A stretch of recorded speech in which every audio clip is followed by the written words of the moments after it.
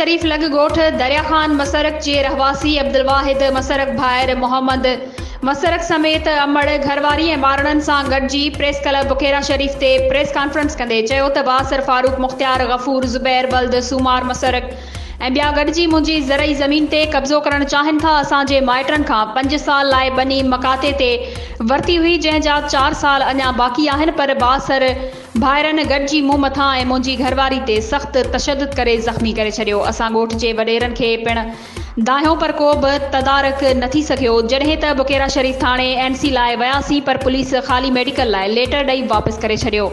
अब्दुल वाहिद ऐं मोहम्मद मसरक सां संदन अमड़ ऐं घरवारी SSP टंडोलहियार DSP चंबड़ ऐं SHO बुखेरा शरीफ खां अपील कई आहे त बासरनि खे गिरफ़्तार करे असां सां इंसाफ़ कयो वञे।